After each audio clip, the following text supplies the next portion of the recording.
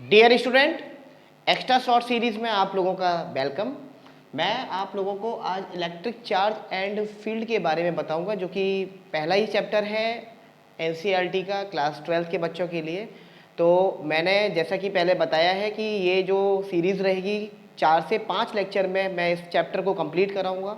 ठीक है, तो अब स्टार्ट करते हैं। ज़्यादा हम अपने टाइम को बर्बाद तो करेंगे नहीं, क्योंकि हमें 4-5 लेक्चर में ही पूरे चैप्टर को फिनिश करना है। तो इलेक्ट्रिक चार्ज एंड फील्ड, इसमें हम सबसे पहले बात करेंगे। हमें जो स्टडी करना है वो एक तो चार्ज के बारे में स्टडी करना है और इलेक्ट्रिक फील्ड के बारे में हमें जानना है। ठीक है, तो बच्चों अगर हम बात करें सबसे पहले चार्ज की, तो चार्ज है क्या? चार्ज ये फंडामेंटल प्रॉपर्टी है। It is fundamental property of matter.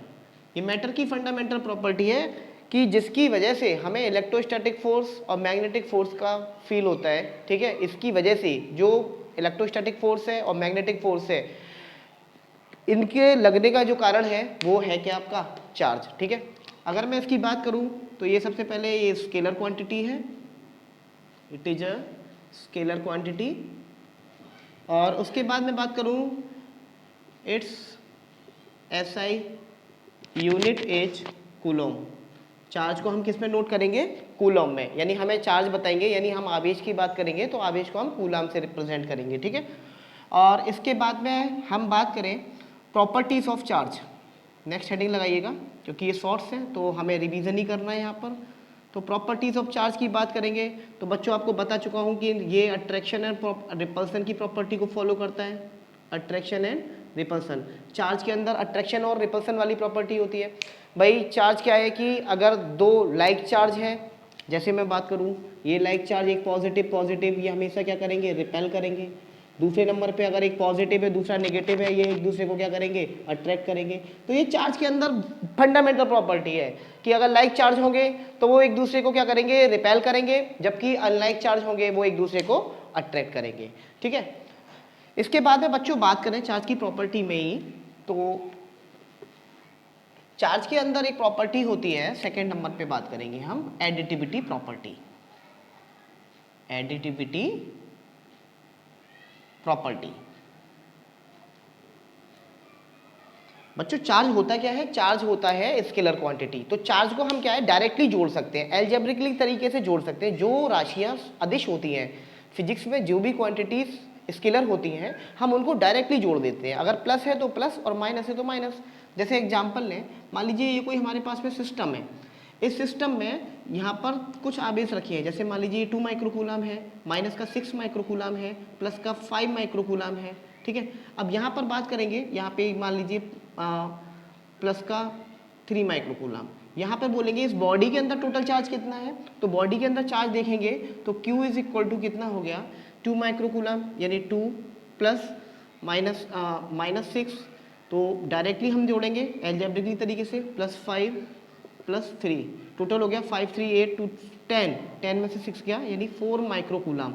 अब ये आज कैसा रहा है? पॉजिटिव आ रहा है, तो ये जो चार्ज हो गया आपका वो पॉजिटिव का 4 माइक्रोकूलम हो गया। यानी इस बॉडी के अंदर नेट चार्ज कितना है? 4 माइक्रोकूलम का। ठीक है, तो बात करें एडिटिविटी प्रॉपर्टी, यही कहती है कि चार्ज स्केलर क्वांटिटी है, इसीलिए हम उसको डायरेक्टली जोड़ सकते हैं। ठीक है, अब बच्चों इसके बाद में आती है क्वांटाइजेशन प्रॉपर्टी, जिसको हम लोग हिंदी में बोलते हैं आवेशों का क्वांटीकरण। Quantization property. क्वांटाइजेशन प्रॉपर्टी है क्या बच्चों? क्वांटाइजेशन प्रॉपर्टी में बच्चों, जैसे इस पूरे यूनिवर्स में जो भी चार्ज है वो फंडामेंटल चार्ज का इंटीग्रल मल्टीपल है। ध्यान रखना, किसी बॉडी पे जो भी चार्ज होगा वो फंडामेंटल चार्ज का इंटीग्रल मल्टीपल होगा। जैसे इन शॉर्ट अगर हम बात कर सकते हैं, हम बोल सकते हैं किसी बॉडी पर जो चार्ज हो सकता है वो प्लस माइनस एन ई हो सकता है। ठीक है, क्यू क्या है? क्यू है टोटल चार्ज, यानी कुल आवेश। एन क्या है? एक पूर्णांक, यानी हिंदी में हम इसे पूर्णांक बोलते हैं, इंग्लिश में हम बोलते हैं इंटीजर। और ई क्या है? Fundamental charge. ई क्या है आपका? Fundamental charge. इसको हम लोग बोलते हैं मूल आवेश, हिंदी में बोलते हैं बच्चों मूल आवेश। अब ये Q equal to plus minus n e. ठीक है, इसके कुछ यूपी बोर्ड में ठीक है। स्पेशली जैसे मैंने बताया ये सीरीज यूपी बोर्ड के बच्चों के लिए है, इसका कंपटीशन लेने से कोई लेना देना नहीं है, कंपटीशन सेक्शन में कोई क्वेश्चन नहीं कराऊंगा, केवल मैं यूपी बोर्ड के लिए ही लेके आया हूँ, तो यूपी बोर्ड के ही रिलेटेड मैं न्यूमेरिकल उठाऊंगा, ठीक है। तो इसका सबसे पहले 2 टाइप से क्वेश्चन पूछता है, इसके जो रहते हैं क्वेश्चन एग्जाम में, क्योंकि पहला ही फॉर्मूला बन जाता है ये क्वांटाइजेशन वाला। तो इसके टाइप 1 में आपसे पूछता है कि नंबर ऑफ इलेक्ट्रॉन, और टाइप 2 की अगर मैं बात करूं इसमें, ये टाइप 2 हो गया, तो टाइप 2 में पूछता है how many charge, how many Coulomb charge. 2 he type से क्वेश्चन बनता है, और जो कि एक एक नंबर के ये क्वेश्चंस होते हैं। तो ट्राई करते हैं किस तरह से ये क्वेश्चंस हमसे बोर्ड में पूछे जाते हैं और किस तरह से ये आए हैं, ठीक है।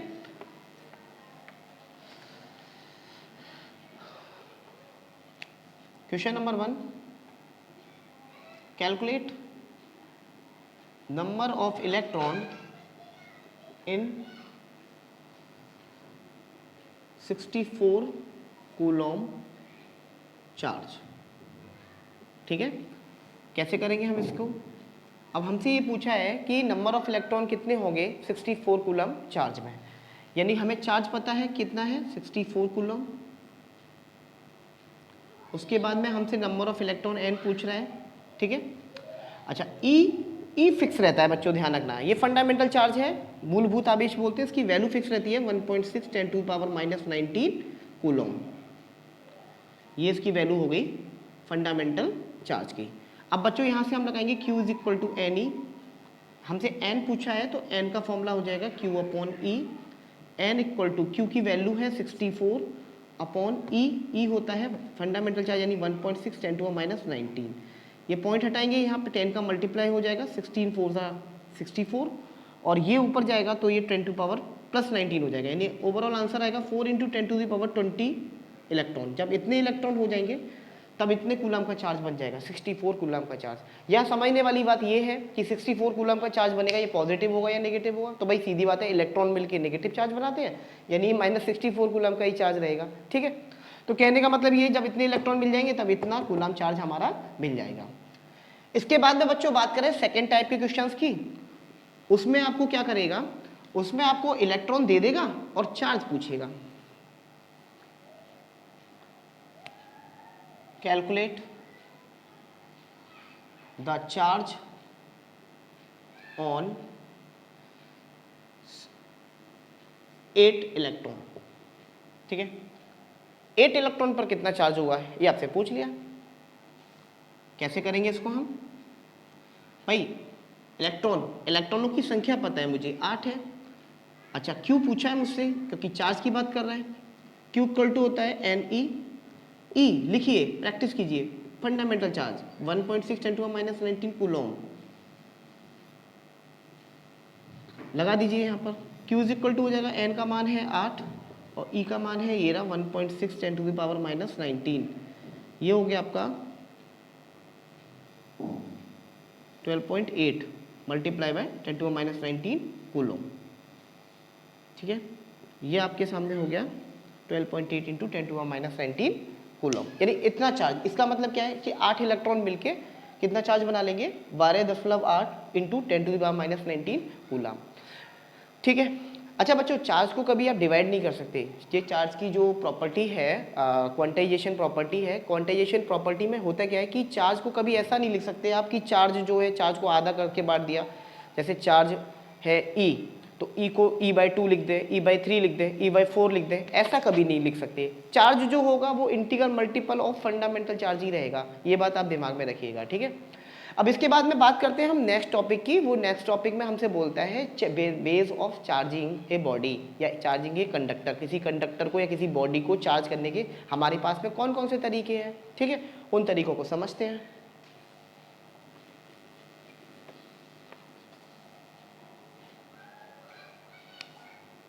मेथड ऑफ चार्जिंग, चार्जिंग की मेथड कौन कौन से हमारे पास में, तो बच्चों सबसे पहला मेथड है बाय कंडक्शन, हम कंडक्शन के द्वारा चार्ज कर सकते हैं। सेकेंड नंबर पे आता है बच्चों बाय इंडक्शन, इंडक्शन मेथड से हम चार्ज कर सकते हैं। और थर्ड नंबर पे आता है बच्चों बाय फ्रिक्शन, हम उसको फ्रिक्शनल तरीके से भी मतलब घर्षण के द्वारा भी चार्ज कर सकते हैं। तो बच्चों बाई कंडक्शन को हिंदी में बोलते हैं चालन द्वारा आवेशन, क्योंकि चार्जिंग को हिंदी में बोलते हैं आवेशन। तो कंडक्शन का मीन्स हो गया, चार्जिंग का मीन्स होता है हिंदी में आवेशन, ठीक है। तो कंडक्शन का मतलब हो गया चालन द्वारा आवेशन, इंडक्शन का मीन हो गया प्रेरण द्वारा आवेशन, और फ्रिक्शन का मतलब हो गया घर्षण द्वारा आवेशन। तो सबसे पहले अगर हम बात करेंगे बाई कंडक्शन की, तो कंडक्शन से कैसे चार्ज किया जाता है। कंडक्शन से चार्ज करने का तरीका क्या है, जैसे मान लीजिए ये एक हमारे पास में एक प्लेट है और ये न्यूट्रल है, मतलब इस पर कोई चार्ज नहीं है, ये इस समय न्यूट्रल है, और इसके पास में अगर हम कोई इसको हमें मान लीजिए हमारा टारगेट जो है वो नेगेटिव चार्ज करना है, इस न्यूट्रल बॉडी को हमें नेगेटिव चार्ज करना है। तो नेगेटिव चार्ज कैसे कर सकते हैं, इस न्यूट्रल बॉडी पर कहीं से भी एक इलेक्ट्रॉन आ जाए तो ये बॉडी कैसी हो जाएगी, ये चार्ज हो जाएगी। कैसी चार्ज हो जाएगी, क्योंकि इलेक्ट्रॉन आएगा तो नेगेटिव चार्ज लेके आएगा, सीधी बात है। तो बच्चों न्यूट्रल बॉडी है, इस पर जितने इलेक्ट्रॉन है उतने ही प्रोटॉन है, सीधी बात है, तभी तो न्यूट्रल हो गई। अब इस न्यूट्रल बॉडी पर मैंने कैसी चार्ज बॉडी लेके आ गया, ये नेगेटिव चार्ज बॉडी आ गई, नेगेटिव चार्ज बॉडी, ठीक है। और नेगेटिव चार्ज बॉडी को मैंने इसके कांटेक्ट में रख दिया, कैसे, इसके कांटेक्ट में रख दिया। अब कांटेक्ट में रखने का मतलब क्या हुआ, ये तुम्हारा वही न्यूट्रल बॉडी और ये तुमने इसको क्या करा, कांटेक्ट में रख दिया।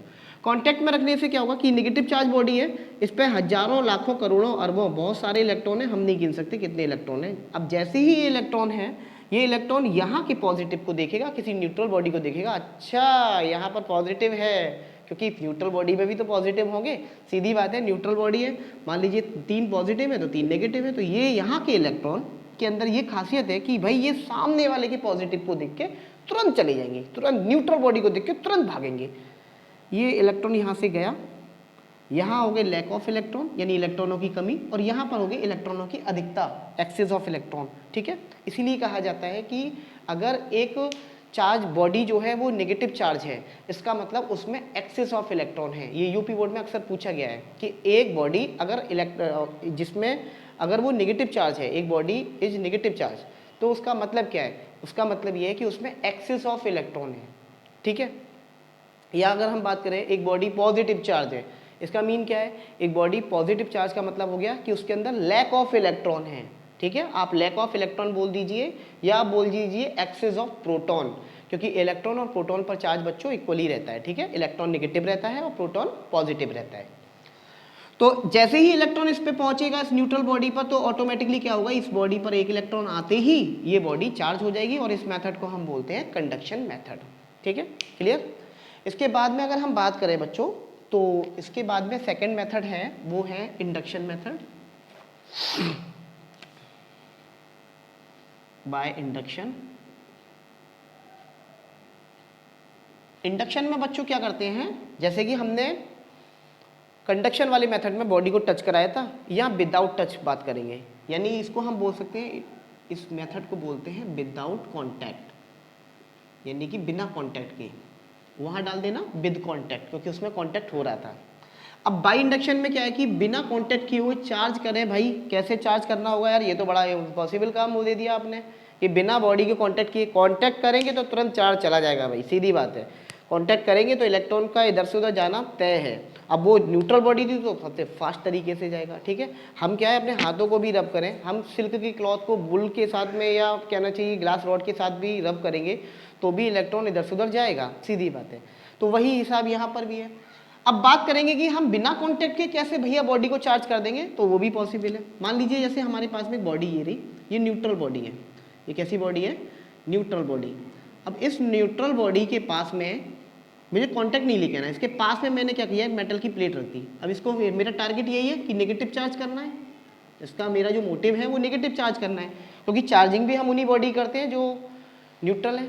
तो न्यूट्रल बॉडी का हमने क्या किया, चार्ज किया। अब न्यूट्रल बॉडी को चार्ज करने के लिए हमने इसके पास में क्या लेके आ गए, एक नेगेटिव प्लेट को लेके आ गए।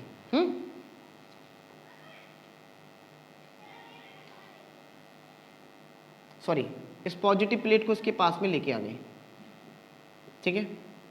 अब हमने क्या काम किया, इस पॉजिटिव प्लेट को जब इसके पास में लेके आएंगे तो इसके जितने भी इलेक्ट्रॉन होंगे वो इधर आ जाएंगे, इधर शिफ्ट हो जाएंगे। मान लीजिए इसमें 50 इलेक्ट्रॉन थे या 5 इलेक्ट्रॉन थे, वो सारे के सारे इलेक्ट्रॉन्स इधर आ जाएंगे और पॉजिटिव के इधर मतलब रिपेल होना शुरू हो जाएगा पॉजिटिव। यानी कहने का मतलब ये है बच्चों इलेक्ट्रॉन और प्रोटॉन, प्रोटॉन कहीं नहीं जाता, ध्यान रखना, इलेक्ट्रॉन और प्रोटॉनों में प्रोटॉन कहीं नहीं भागता, क्योंकि इलेक्ट्रॉन का जो मास होता है वो होता है 9.1 × 31 kg।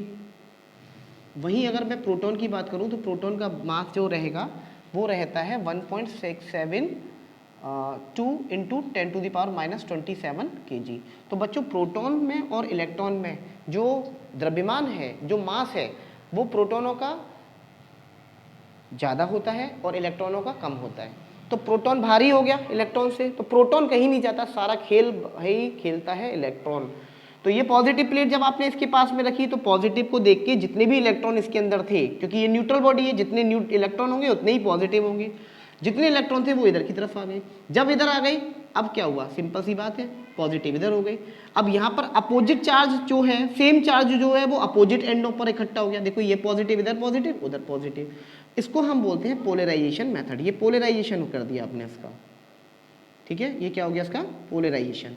अब क्या करना है, कुछ नहीं, इसको मैंने ग्राउंडिंग कर दी, अर्थिंग कर दी, और अर्थ होती है ये हमारी जो धरती है, इसमें हजारों मतलब आप अनकाउंटेबल इलेक्ट्रॉन्स हैं, आप कल्पना नहीं कर सकते। तो ये इलेक्ट्रॉन इसको देखेगा, इस पॉजिटिव प्लेट को, इस पॉजिटिव प्लेट की ओर अट्रैक्ट होता चला जाएगा, और ऑटोमेटिकली ये इसमें एक इलेक्ट्रॉन आते ही ये बॉडी नेगेटिव चार्ज हो गई। तो ध्यान रखिएगा कि जब आप इसको चार्ज कर रहे हैं, मतलब विदाउट कॉन्टैक्ट मेथड को यूज़ कर रहे हैं, यानी इंडक्शन मेथड को यूज़ कर रहे हैं, तो इंडक्शन मेथड में हम अपोजिट पोलरिटी की प्लेट को लेके आते हैं। जैसे नेगेटिव चार्ज करना था तो नेगेटिव चार्ज के लिए हम पॉजिटिव प्लेट को लेके आ गए, पॉजिटिव प्लेट को देखते ही वो पॉजिटिव जो है सब उधर चले गए, पॉजिटिव नहीं गए, सॉरी इलेक्ट्रॉन इधर आ गए तो पॉजिटिव उधर चले गए, उधर ही रह गए। उसके बाद में क्या, हमने इसको अर्थिंग कर दिया, अर्थिंग करने के बाद में, ग्राउंडिंग के बाद में ये जो इलेक्ट्रॉन है वो इसमें आ जाएंगे। ठीक है, क्लियर दिखाई दे रहा है ना आप लोगों को?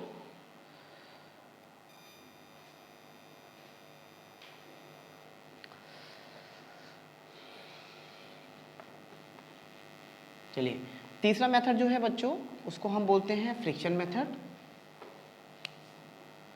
या हम बोलेंगे इसको charging by friction, charging by friction. Okay, अब बच्चों फ्रिक्शन वाला मेथड क्या है कि भाई देखो, हम नहीं बता सकते कि भाई कितना चार्ज किस पर गया। मान लीजिए बॉडी को रगड़ने पर, जैसे एक बॉडी ये रही, एक बॉडी बी ये रही, ठीक है।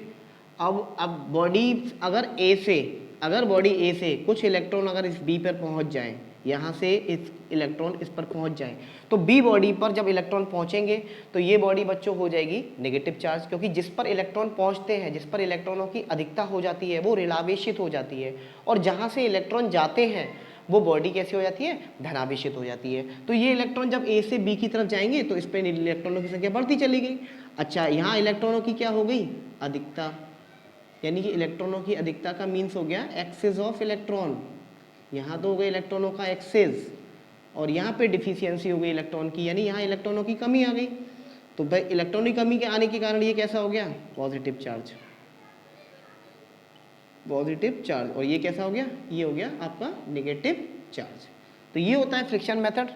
फ्रिक्शनल मेथड में क्या है कि अगर हम कोई जो हमारे पास सुटेबल पदार्थ है या जो सुटेबल सब्सटेंस है उनको अगर हम रब कर दें, और रब करने के बाद इलेक्ट्रॉनों का मतलब कहना चाहिए कि ट्रांसफ़र होता है, मास ट्रांसफ़र होता है, ठीक है। तो इलेक्ट्रॉन जब एक जगह से दूसरी जगह जाएगा, जिस बॉडी पर पहुंचेगा इलेक्ट्रॉन वो बॉडी तो हो जाएगी नेगेटिव चार्ज, और जहाँ से पहुंचेगा, ठीक है, वो हो जाएगी आपकी पॉजिटिव चार्ज।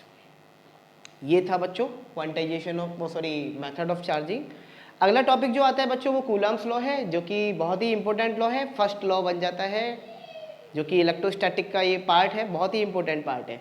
तो अब हेडिंग लगाइएगा मेरे साथ में, कूलम्ब्स लॉ।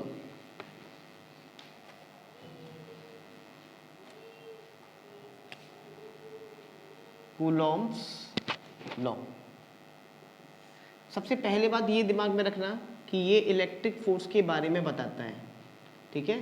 जो भी इलेक्ट्रोस्टैटिक फोर्स है उसके बारे में कूलम्ब जी ने बताया था। कूलम्ब जी ने बताया क्या है कि अगर मेरे पास में दो चार्ज बॉडी है, मान लीजिए एक चार्ज बॉडी Q1 और एक चार्ज बॉडी Q2, और इन दोनों के बीच का जो सेपरेशन है बच्चों मान लीजिए R है, तो इनके बीच में जो फोर्स ऑफ अट्रैक्शन या रिपल्सन होगा उसका जो अमाउंट होगा वो Q1 Q2 के प्रपोर्शन में होगा, और इसकी जो बीच की डिस्टेंस है, सेपरेशन है, इन दोनों के इन्वर्सली स्क्वायर के प्रोपोर्शन में होगा। यानी कुल मिला के हम कह सकते हैं proportional to Q1 Q2 upon are square. यहाँ से हम इस प्रोपोर्शन को हटाते हैं तो K Q1 Q2 upon are square आ जाता है। ये यहाँ पे K क्या है, K को हम बोलते हैं प्रोपोर्शनलिटी कांस्टेंट, प्रोपोर्शनलिटी कांस्टेंट। और एक्सपेरिमेंट के द्वारा हमने ये देखा, एक्सपेरिमेंट के द्वारा हमने देखा कि जो F है, सॉरी K है, K की वैल्यू आती है 1/4 pi epsilon naught Q1 Q2 upon are square. Sorry, K की वैल्यू आती है 1/4 पाई एप्सिलॉन नॉट, तो इसीलिए जो F की वैल्यू है वो कितनी आ गई, 1/4 pi epsilon naught Q1 Q2 upon are square. ठीक है, ये होता है आकर्षण बल या प्रतिकर्षण बल। भाई सीधी बात है यार, दो पॉजिटिव चार्ज है Q1 और Q2, ये Q1 ये Q2, ये Q1 Q2 क्या करेंगे, या तो अट्रैक्ट करेंगे या फिर रिपेल करेंगे। अट्रैक्ट कब करेंगे, जब ये दोनों अनलाइक होंगे, या तो ये पॉजिटिव हो ये नेगेटिव हो, या ये नेगेटिव हो ये पॉजिटिव हो। ठीक है, या फिर ये प्रतिकर्षित करेंगे, रिपेल करेंगे, या दोनों पॉजिटिव हो या दोनों नेगेटिव हो। सीधी बात है, जो अट्रैक्शन है रिपल्सन का अमाउंट है, कितने अमाउंट से वो करेंगे, वो वैल्यू निकल के आती है कितनी, F = 1/4 pi epsilon naught Q1 Q2 by R square. ये होता है बच्चों कूलम का नियम। ठीक है, अब बच्चों बात करूँ मैं बच्चों, हमारे बच्चों के लिए, यूपी बोर्ड वाले बच्चों के लिए, तो उनके लिए कभी कभी इसकी डायमेंशन पूछ लेता है, इसकी बीमा पूछता है, जिसमें 1/4 पाई एप्सिलॉन नॉट की बीमा बहुत फेमस है और एप्सिलॉन नॉट की बीमा बहुत फेमस है। ठीक है, तो अब निकालते हैं एप्सिलॉन नॉट और 1/4 पाई एप्सिलॉन नॉट की डायमेंशन और यूनिट्स। तो units and unit comma dimension comma value of, एक तो 1/4 पाई एप्सिलॉन नॉट की निकालते हैं और एक एप्सिलॉन नॉट की निकालते हैं, दोनों की एक साथ निकाल देते हैं। ठीक है, तो थोड़ा सा बच्चों पानी पीते हैं।